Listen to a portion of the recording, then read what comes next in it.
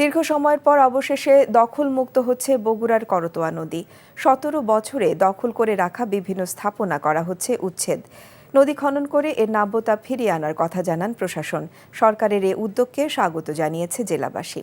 বগুড়া থেকে আতিকুর রহমান সোহাগের পাঠানো রিপোর্ট, ক্যামেরায় ছিলেন এমদাদুল হক। বগুড়া সদর উপজেলা দিয়ে বয়ে চলায় একসময়ের খরস্রোতা করতোয়া মৃতপ্রায়। ভূমিদস্যুদের দখল বাণিজ্যের কারণে এর অস্তিত্ব সংকটে পড়ে। অভিযোগ আছে বিগত স্বৈরাচারের আমলে প্রভাবশালী মহল তাদের রাজনৈতিক প্রভাব বিস্তার করে নদী দখল করে গড়ে তুলেছেন শিল্প প্রতিষ্ঠান সহ নানা স্থাপনা। গণমাধ্যমে সংবাদ আর এলাকাবাসীর আপত্তির পরও কার্যত কোনো কাজ হয়নি। অবশেষে করতোয়া দখলমুক্ত করতে অভিযান শুরু করেছে প্রশাসন।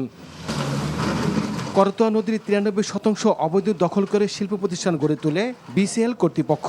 তাদের আর্থিক দাপটে অসহায় ছিল সাধারণ মানুষ।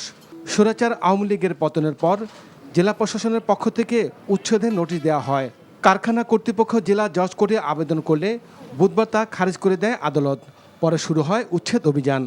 সরকারিভাবে জমি বরাদ্দ দেওয়ার জন্য বা বন্দোবস্ত দেওয়ার জন্য যে ক্রাইটেরিয়াগুলো থাকার কথা এবং যেভাবে বন্দোবস্ত দেওয়া হয় সেই চিঠির ভাষা এবং বন্দোবস্ত কেস কিছুই নেই।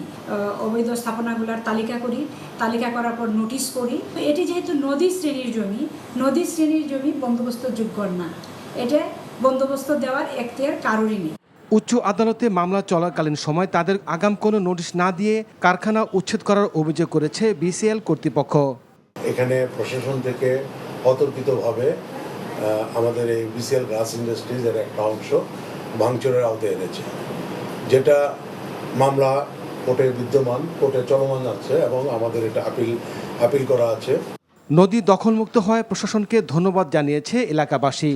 হোস্টারা এটা দখল করে ভোগ করে তার উপর ফ্যাক্টরি দিচ্ছে, এটা এখন সরকার থেকে ভাঙিচ্ছে, জনগণ করতে সুবিধা হচ্ছে। আমাদের আগেকার প্রজেক্ট আমরা ঘুরিয়ে পাচ্ছি। এটা নদী তো কারো না, কারণ এটা সরকারের সম্পদ এবং মনে করেন জনগণ, সরকার মানে জনগণ।